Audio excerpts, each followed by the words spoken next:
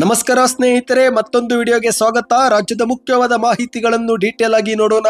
BMTC ನೌಕರರು ಅಪಘಾತದಲ್ಲಿ ಮೃತಪಟ್ಟರೆ 1.5 ಕೋಟಿ ರೂಪಾಯಿ ಕೊಡುವುದಾಗಿ ಸಾರಿಗೆ ಸಚಿವ ರಾಮಲಿಂಗಾರೆಡ್ಡಿ ಅವರ ಘೋಷಣೆ. ದೇಶದ ಎಲ್ಲ ಮೊಬೈಲ್ ಬಳಕೆದಾರರಿಗೆ ಗುಡ್ ನ್ಯೂಸ್. ನೀವು ಕೂಡ Airtel, Jio, BSNL, Vodafone sim use ಮಾಡ್ತಾ ಇದ್ರೆ ವಿಡಿಯೋನ ಪೂರ್ತಿಯಾಗಿ ನೋಡಿ ಸ್ನೇಹಿತರೆ. ಮತ್ತೊಂದೆಡೆಯಲ್ಲಿ ರಾಜ್ಯದಲ್ಲಿ 5 ಗ್ಯಾರಂಟಿ ಕೊಟ್ಟಿರುವ ಸರ್ಕಾರ ನೀರಿನ ಬೆಲೆ ಏರಿಕೆ ಮಾಡಲು ಮುಂದಾಗಿದ್ದು, ಇದೇ ನಡುವೆ ಎಲ್ಲ ಫ್ರೀ ಆಗಿ ಕೊಟ್ರೆ ಸರ್ಕಾರ ಹೇಗೆ ನಡಿಬೇಕು ಎಂದು DK ಶಿವಕುಮಾರ್ ಅವರು ಮಾಧ್ಯಮಗಳ ಮುಂದೆ ಗರಂ ಆಗಿದ್ದಾರೆ. ಇನ್ನು ಮೇಲೆ ಫ್ರೀ ಅಂತ ಕೊಟ್ರೆ ಸರ್ಕಾರ ನಡೆಸಲು ಆಗೋಲ್ಲ ಎಂದು ಹೇಳಿಕೆ ಕೊಟ್ಟಿದ್ದಾರೆ. ಎಲ್ಲ ಸುದ್ದಿಗಳನ್ನ ನೋಡೋಣ. ನೀವು ಕೂಡ ರೈತರಾಗಿದ್ರೆ ಶೀಘ್ರವೇ ನಿಮ್ಮ ಖಾತೆಗೆ 2,000 ರೂಪಾಯಿ ಜಮಾವಾಗಲಿದೆ. ಯಾವಾಗ ಜಮಾ ಆಗುತ್ತೆ, ಯಾವ ದಿನಾಂಕ, ಎಲ್ಲ ಮಾಹಿತಿಗಳನ್ನ ನೋಡೋಣ ಸ್ನೇಹಿತರೆ. PM ಕಿಸಾನ್ ಸಮ್ಮಾನ್ ಯೋಜನೆ ಫಲಾನುಭವಿಗಳಿಗೆ ಮುಖ್ಯವಾದ ಮಾಹಿತಿ. ಎಲ್ಲ ಸುದ್ದಿಗಳನ್ನು ಡೀಟೇಲ್ ಆಗಿ ನೋಡೋಕ್ಕಿಂತ ಮೊದಲು ನೀವು ನಮ್ಮ ಸುದ್ದಿನ ಯೂಟ್ಯೂಬ್ ಚಾನೆಲ್ಗೆ ಮೊದಲು ಬಾರಿ ಭೇಟಿ ಕೊಡ್ತಾ ಇದ್ರೆ ದಯವಿಟ್ಟು ಕೆಳಗೆ ಕಾಣುವ ಸಬ್ಸ್ಕ್ರೈಬ್ ಬಟನ್ ಮೇಲೆ ಕ್ಲಿಕ್ ಮಾಡಿ, ಪಕ್ಕದಲ್ಲಿ ಗಂಟೆ ಕಾಣಿಸುತ್ತೆ ಸ್ನೇಹಿತರೆ, ಅದನ್ನು ಕೂಡ ಒತ್ತಿ. ಇದರಿಂದ ರಾಜ್ಯದ ಮುಖ್ಯವಾದ ಮಾಹಿತಿಗಳು ನಿಮಗೆ ಸಿಗುತ್ತವೆ. ಈ ಒಂದು ವಿಡಿಯೋಗೆ ಲೈಕ್ ಮಾಡ್ತಾ ವಿಡಿಯೋನ ಪೂರ್ತಿಯಾಗಿ ನೋಡಿ. ಮೊದಲನೇ ಮುಖ್ಯವಾದ ಮಾಹಿತಿ, ಬಿಎಂಟಿಸಿಯ ನೌಕರರು ಅಪಘಾತದಲ್ಲಿ ಪ್ರಾಣ ಕಳೆದುಕೊಂಡರೆ ಆ ಒಂದು ಕುಟುಂಬಕ್ಕೆ ಬರೋಬ್ಬರಿ 1,50,00,000 ರೂಪಾಯಿ ಪರಿಹಾರ ನೀಡುವ ಯೋಜನೆ ರಾಜ್ಯದಲ್ಲಿ ಕೊನೆಗೂ ಜಾರಿಗೆ ಬಂದಿದೆ. ಹೌದು ಸ್ನೇಹಿತರೆ, ಮಾಹಿತಿಯ ಪ್ರಕಾರ ಇಂದು KSRTCಯ ನೌಕರರು ಅಪಘಾತದಲ್ಲಿ ಮೃತಪಟ್ಟರೆ ಆ ಒಂದು ಕುಟುಂಬಕ್ಕೆ 1 ಕೋಟಿ ರೂಪಾಯಿ ಪರಿಹಾರ ಕೊಡಲಾಗುತ್ತಿದ್ದು, ಆದರೆ ಈ ಒಂದು ಹಿಂದೆ BMTC ನೌಕರರು ಆಕ್ಸಿಡೆಂಟ್ ನಲ್ಲಿ ಪ್ರಾಣ ಕಳೆದುಕೊಂಡ್ರೆ 50 ಲಕ್ಷ ರೂಪಾಯಿ ಮಾತ್ರ ಪರಿಹಾರ ಕೊಡಲಾಗುತ್ತಿತ್ತು. ಇದೇ ಒಂದು ಪರಿಹಾರದ ತಾರತಮ್ಯ ವಿಚಾರ ಕುರಿತಂತೆ TV9 ನವರು ನಿರಂತರ ವರದಿಯೂ ಕೂಡ ಪ್ರಸ್ತಾರ ಮಾಡುತ್ತಿದ್ರು. ಇದೇ ಬೆನ್ನಲ್ಲೇ ಇದೀಗ ಸಾರಿಗೆ ಸಚಿವ ರಾಮಲಿಂಗಾರೆಡ್ಡಿ ಅವರು ಒಂದು ದೊಡ್ಡ ಘೋಷಣೆ ಮಾಡಿದ್ದಾರೆ. ಇನ್ನು ಮುಂದೆ BMTC ನೌಕರರಿಗೂ ಕೂಡ ಅಪಘಾತದಲ್ಲಿ ಮೃತಪಟ್ಟರೆ 1.5 ಕೋಟಿ ರೂಪಾಯಿ ಕೊಡುವುದಾಗಿ ಹೇಳಿಕೆ ಕೊಟ್ಟಿದ್ದಾರೆ. ಹೌದು, ಮಾಧ್ಯಮಗಳ ಮುಂದೆ ಬೆಂಗಳೂರಲ್ಲಿ ಮಾತನಾಡಿರುವಂತ ಇವರು ಇಂದು ಇಡೀ ಭಾರತ ದೇಶದಲ್ಲೇ ಯಾವುದೇ ಸರ್ಕಾರಿ ನೌಕರರಿಗೂ ಕೂಡ ಈ ರೀತಿ ಸೌಲಭ್ಯವಿಲ್ಲ. ಇಂದು ಸೇನೆಯಲ್ಲಿ ಸೇವೆ ಸಲ್ಲಿಸುವ ಯೋಧರು ಕೂಡ ಪ್ರಾಣ ಕಳೆದುಕೊಂಡ್ರೆ 60 ಲಕ್ಷ ರೂಪಾಯಿ ಮಾತ್ರ ನೀಡಲಾಗುತ್ತೆ. ಆದರೆ ಕರ್ನಾಟಕದ BMTC ನೌಕರರು ಇನ್ನು ಮುಂದೆ ಅಪಘಾತದಲ್ಲಿ ಮೃತಪಟ್ಟರೆ ಆ ಒಂದು ಕುಟುಂಬಕ್ಕೆ 1.5 ಕೋಟಿ ರೂಪಾಯಿ ನಾವು ಕೊಡುತ್ತೇವೆ ಎಂದು ಹೇಳಿಕೆಯನ್ನ ಕೊಟ್ಟಿದ್ದಾರೆ. ಹೌದು ಸ್ನೇಹಿತರೆ, ಇದೀಗ ರಾಜ್ಯದಲ್ಲಿ ಅಪಘಾತ ವಿಮೆ ಸೌಲಭ್ಯ ಜಾರಿಗೆ ಆಗಿದ್ದು, ಸಾರಿಗೆ ಸಚಿವ ರಾಮಲಿಂಗಾರೆಡ್ಡಿ ಅವರ ಸೂಚನೆ ಮೇರೆಗೆ ಈ ಒಂದು ಹೊಸ ವಿಮಾ ಸೌಲಭ್ಯವನ್ನ ಜಾರಿಗೆ ಮಾಡಲಾಗಿದೆ. ಈ ಒಂದು ವಿಮಾ ಸೌಲಭ್ಯ ಅಡಿಯಲ್ಲಿ BMTCಯ 28,000 ನೌಕರರ ಕುಟುಂಬಗಳಿಗೆ ಸಹಾಯಕವಾಗಲಿದೆ. BMTCಯ ನೌಕರರು ಕರ್ತವ್ಯದಲ್ಲಿರುವಾಗ ಮತ್ತು ಕರ್ತವ್ಯದಲ್ಲಿಲ್ಲವೆಂದರೂ ಕೂಡ ಸಂಭವಿಸುವ ಅಪಘಾತಕ್ಕೆ 1,50,00,000 ಪರಿಹಾರ ಸಿಗುತ್ತೆ ಎಂದು ಹೇಳಲಾಗುತ್ತಿದೆ. ಇನ್ನಿದೀಗ ಮತ್ತೊಂದು ಮುಖ್ಯವಾದ ಮಾಹಿತಿಗೆ ಹೋಗೋಣ ಸ್ನೇಹಿತರೆ. ದೇಶದ ಎಲ್ಲಾ ಮೊಬೈಲ್ ಬಳಕೆದಾರರಿಗೆ ಗುಡ್ ನ್ಯೂಸ್ ಸಿಕ್ಕಿದೆ. ಹೌದು, TRAI ನೀಡಿದ ಮಹತ್ವದ ಸೂಚನೆ ಮೇರೆಗೆ ಪ್ರಮುಖ ಟೆಲಿಕಾಂ ಕಂಪನಿಗಳಾಗಿರುವ ಜಿಯೋ, ಏರ್ಟೆಲ್, ವಡಾಫೋನ್, BSNL ಸೇರಿದಂತೆ ಹಲವು ಕಂಪನಿಗಳು ತಮ್ಮ ರೀಚಾರ್ಜ್ ಪ್ಲಾನ್ ಬೆಲೆಯನ್ನ ಪರಿಷ್ಕರಣೆ ಮಾಡಿದೆ. ಹೌದು, ಈಗಾಗಲೇ ಹೊಸ ಪ್ಲಾನ್ ಗಳನ್ನ ನೀವು ನಿಮ್ಮ ಒಂದು ಮೊಬೈಲ್ ಅಪ್ಲಿಕೇಶನ್ ನಲ್ಲಿ ನೋಡ್ತಿರಬಹುದು ಸ್ನೇಹಿತರೆ. ಅಂದ ಹಾಗೆ ಇತ್ತೀಚೆಗೆ ಜಿಯೋ ಕೂಡ 2 ಹೊಸ ಪ್ಲಾನ್ ಅನ್ನ ಬಿಡುಗಡೆ ಮಾಡಿತ್ತು. ಇದೀಗ ಆ ಒಂದು ಪ್ಲಾನ್ ಅಲ್ಲಿ ಮತ್ತಷ್ಟು ಕಡಿತವನ್ನ ಮಾಡಲಾಗಿದೆ. ಹೌದು, ಇತ್ತೀಚೆಗೆ 2 ದಿನಗಳ ಹಿಂದೆ 1 ವರ್ಷಕ್ಕೆ 1,958 ರೂಪಾಯಿಯ ಹೊಸ ಪ್ಲಾನ್ ಅನ್ನ ಬಿಡುಗಡೆ ಮಾಡಲಾಗಿತ್ತು.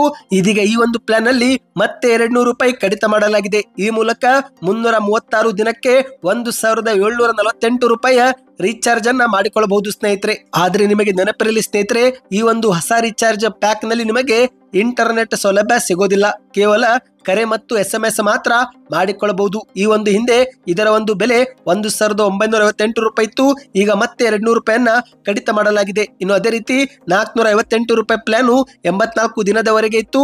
ಅದರಲ್ಲಿಯೂ ಕೂಡ 10 ರೂಪಾಯಿ ಕಡಿತ ಮಾಡಿ 448 ರೂಪಾಯಿಯನ್ನ ಮಾಡಲಾಗಿದೆ. ಈ ಮೂಲಕ ಸ್ನೇಹಿತರೆ, ಎಲ್ಲಾ ಟೆಲಿಕಾಂ ಕಂಪನಿಗಳು ತಮ್ಮ ಬೆಲೆಯಲ್ಲಿ ಕಡಿತವನ್ನ ಮಾಡಲಾಗುತ್ತಿದೆ. ಹೌದು, TRAI ಎಲ್ಲ ಬೆಲೆ ಏರಿಕೆ ಆಗಿದ್ದಕ್ಕೆ ಆಕ್ರೋಶಗೊಂಡಿದ್ದು, ಇದರಿಂದ ಎಲ್ಲಾ ಟೆಲಿಕಾಂ ಕಂಪನಿಗಳು ಗ್ರಾಹಕರಿಗೆ ಕೈಗೆಟುಕುವ ದರದಲ್ಲಿ ರೀಚಾರ್ಜ್ ಪ್ಲಾನ್ ಅನ್ನ ಬಿಡುಗಡೆ ಮಾಡಬೇಕು ಎಂಬ ಖಡಕ್ ಸೂಚನೆ ಕೊಟ್ಟಿದೆ. ಇದೇ ಬೆನ್ನಲ್ಲೇ ಇದೀಗ ಎಲ್ಲಾ ಟೆಲಿಕಾಂ ಕಂಪನಿಗಳು ಹೊಸದಾದ ರೀಚಾರ್ಜ್ ಪ್ಲಾನ್ ಅನ್ನ ಬಿಡುಗಡೆ ಮಾಡ್ತಿದ್ದಾರೆ. ಅಂದ ಹಾಗೆ ಸ್ನೇಹಿತರೆ, ಸದ್ಯಕ್ಕೆ ಯಾರು ಕೂಡ ವರ್ಷದ ರೀಚಾರ್ಜ್ ಅನ್ನ ಮಾಡಿಕೊಳ್ಳಲು ಹೋಗಬೇಡಿ. ಏಕೆಂದ್ರೆ ಈಗಲೂ ಕೂಡ ಈ ಒಂದು ಪ್ರಕ್ರಿಯೆ ಹಾಗೇನೆ ನಡೀತಾ ಇದೆ. ಇನ್ನು ಕೂಡ ಹಲವಾರು ಹೊಸ ಪ್ಲಾನ್ಗಳು ಬಿಡುಗಡೆ ಆಗಬೇಕಾಗಿದೆ. ಇನ್ನಿದೇ ನಡುವೆ TRAI ಅವರು ಮತ್ತೊಂದು ಖಡಕ್ ಸೂಚನೆ ಕೊಟ್ಟಿದ್ದಾರೆ. ಅದೇನೆಂದ್ರೆ ಯಾರಾದ್ರೂ ಗ್ರಾಹಕರು ರೀಚಾರ್ಜ್ ಮಾಡಿಕೊಳ್ಳಲಿಲ್ಲವೆಂದ್ರೆ ಅವರ ಸಿಮ್ ಅನ್ನ ನಿಷ್ಕ್ರಿಯ ಮಾಡುವಂತಿಲ್ಲ. ಹೌದು, 90 ದಿನಗಳವರೆಗೆ ಅವರಿಗೆ ಮತ್ತೆ ರೀಚಾರ್ಜ್ ಮಾಡಿಕೊಳ್ಳುವ ಅವಕಾಶವನ್ನ ಕೊಡಬೇಕು ಎಂಬ ಖಡಕ್ ಸೂಚನೆ ಕೊಟ್ಟಿದೆ. ಇದೇ ಬೆನ್ನಲ್ಲೇ ಇದೀಗ ವಡಾಫೋನ್, ಜಿಯೋ, ಏರ್ಟೆಲ್ ನವರು ಕೂಡ ಇದಕ್ಕೆ ತಲೆಬಾಗಿದ್ದು ಇನ್ನು ಮುಂದೆ ನೀವು ರೀಚಾರ್ಜ್ ಮಾಡಿಕೊಳ್ಳಲಿಲ್ಲವೆಂದ್ರೂ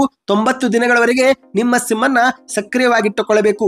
ಆದರೆ ಸ್ನೇಹಿತರೆ, 90 ದಿನಗಳ ನಂತರವೂ ಕೂಡ ನೀವು ರೀಚಾರ್ಜ್ ಮಾಡಿಕೊಳ್ಳಲಿಲ್ಲವೆಂದ್ರೆ ಆಗ ನಿಮ್ಮ ಸಂಖ್ಯೆ ನಿಷ್ಕ್ರಿಯಗೊಳ್ಳುತ್ತೆ ಮತ್ತು ಆ ಒಂದು ಸಂಖ್ಯೆಯನ್ನ ಬೇರೆಯವರಿಗೆ ಕೊಡಲಾಗುತ್ತೆ.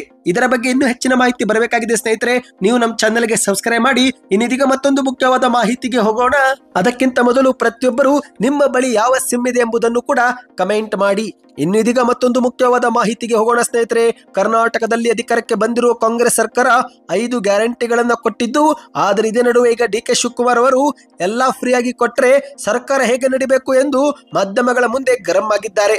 ಹೌದು ಗೆಳೆಯರೆ, ಕರ್ನಾಟಕದಲ್ಲಿ ಬಸ್ ದರ ಏರಿಕೆ ಆಗುತ್ತಿದ್ದಂತೆ ಈಗ ರಾಜಧಾನಿ ಬೆಂಗಳೂರಲ್ಲೂ ಕೂಡ ನೀರಿನ ದರ ಏರಿಕೆ ಮಾಡುವ ಬಗ್ಗೆ ಚರ್ಚೆ ಆಗ್ತಾ ಇದೆ.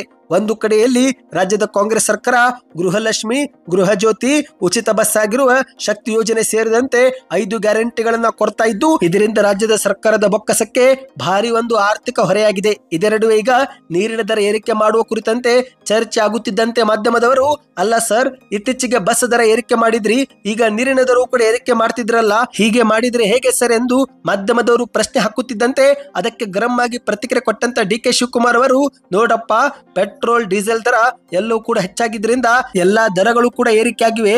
ಇಂದು ವಿದ್ಯುತ್ ದರವು ಕೂಡ ಹೆಚ್ಚಾಗಿ ಹೋಗಿದೆ.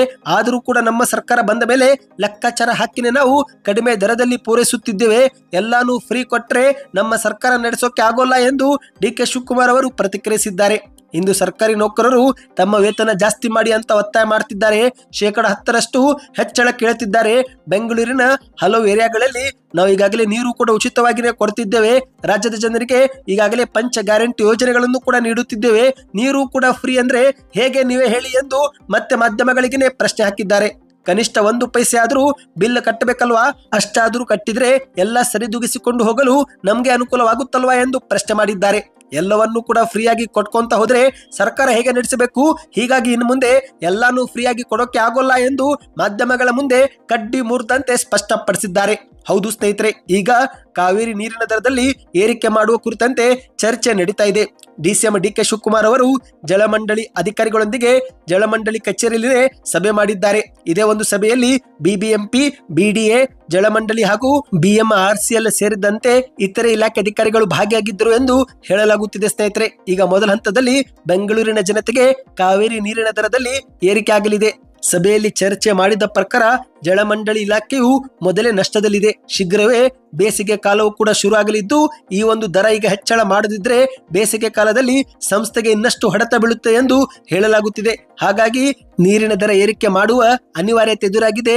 ಜಲಮಂಡಳಿ ಸಂಸ್ಥೆ ಉಳಿಬೇಕಂದ್ರೆ ನೀರಿನ ದರ ಏರಿಕೆ ಅನಿವಾರ್ಯ ಎಂದು ಹೇಳಲಾಗುತ್ತಿದೆ. ಇದಕ್ಕೆ ನಿಮ್ಮ ಅನಿಸಿಕೆಯನ್ನು ನೀವು ಕಮೆಂಟ್ ಮಾಡಿ ಸ್ನೇಹಿತರೆ. ಇನ್ನಿದೀಗ ಕೊನೆಯ ಮುಖ್ಯವಾದ ಮಾಹಿತಿಗೆ ಹೋಗೋಣ. Good news. ನೀವು ಕೂಡ ಏನಾದರೂ ರೈತರಾಗಿದ್ದರೆ ಕಮೆಂಟ್ ನಲ್ಲಿ ಗುಡ್ ನ್ಯೂಸ್ ಅಂತ ಕಮೆಂಟ್ ಮಾಡಿ. ಏಕೆಂದ್ರೆ ಸ್ನೇಹಿತರೆ, PM ಕಿಸಾನ್ ಸಮ್ಮಾನ್ ನಿಧಿ ಯೋಜನೆಯ 19ನೇ ಕಂತು ಫೆಬ್ರವರಿ ತಿಂಗಳಲ್ಲಿ ಬಿಡುಗಡೆ ಆಗುತ್ತೆ ಎಂದು ಹೇಳಲಾಗುತ್ತಿತ್ತು. ಆದರೆ ಇದೀಗ ಯಾವ ದಿನಾಂಕ ಎಂಬುದು ಕೂಡ ಬಹಿರಂಗವಾಗಿದೆ. ಹೌದು, ಫೆಬ್ರವರಿ 24ರಂದು ಕೇಂದ್ರ ಸರ್ಕಾರದ PM ಕಿಸಾನ್ ಸಮ್ಮಾನ್ ಯೋಜನೆಯ 19ನೇ ಕಂತು ನೇರವಾಗಿ ರೈತರ ಬ್ಯಾಂಕ್ ಖಾತೆಗೆ ಜಮಾವಾಗಲಿದೆ. ಈ ಕುರಿತಂತೆ ಸ್ವತಃ ಕೇಂದ್ರದ ಸಚಿವರಾಗಿರುವ ಶಿವರಾಜ್ ಸಿಂಗ್ ಚೌಹಾಣ್ ಅವರು ಇಂದು ಮಾಧ್ಯಮಗಳ ಮುಂದೆ ಮಾಹಿತಿ ಬಿಚ್ಚಿಟ್ಟಿದ್ದಾರೆ. ನರೇಂದ್ರ ಮೋದಿ ಅವರು ಫೆಬ್ರವರಿ 24ರಂದು ಬಿಹಾರಕ್ಕೆ ಭೇಟಿ ನೀಡುವ ಸಂದರ್ಭದಲ್ಲಿ 19ನೇ ಕಂತು ಬಿಡುಗಡೆ ಮಾಡುತ್ತಾರೆ. ಕೇವಲ ಒಂದು ಬಟನ್ ಒತ್ತುವ ಮೂಲಕ ದೇಶದ 9 ಕೋಟಿಗೂ ಅಧಿಕ ರೈತರಿಗೆ ಈ ಒಂದು ಹಣ ಜಮಾ ಆಗುತ್ತೆ ಎಂದು ಮಾಧ್ಯಮಗಳ ಮುಂದೆ ತಿಳಿಸಿದ್ದಾರೆ. ಈ ಮೂಲಕ ಸ್ನೇಹಿತರೆ, ನೀವು ಕೂಡ ಏನಾದರೂ PM ಕಿಸಾನ್ ಸಮ್ಮಾನ್ ಯೋಜನೆಯ ಫಲಾನುಭವಿಗಳಾಗಿದ್ರೆ ಕಮೆಂಟ್ ಅಲ್ಲಿ ಈಗಲೇ ಗುಡ್ ನ್ಯೂಸ್ ಅಂತ ಕಮೆಂಟ್ ಮಾಡಿ, ವಿಡಿಯೋಗೆ ಲೈಕ್ ಮಾಡಿ. ಈ ಎಲ್ಲ ಮಾಹಿತಿಗಳು ಇಷ್ಟವಾಗಿದ್ರೆ ಸೂಪರ್ ನ್ಯೂಸ್ ಎಂದು ಕಮೆಂಟ್ ಮಾಡಿ ಸ್ನೇಹಿತರೆ. ಹೆಚ್ಚಿನ ಮಾಹಿತಿ ಪಡೆಯಲು ಕೂಡ ನೀವು ದಯವಿಟ್ಟು ನಮ್ಮ ಚಾನಲ್ಗೆ ಸಬ್ಸ್ಕ್ರೈಬ್ ಮಾಡಿ ಮತ್ತು ವಿಡಿಯೋ ಹೇಗೆ ಅನಿಸ್ತು ಕಮೆಂಟ್ ಮಾಡಿ.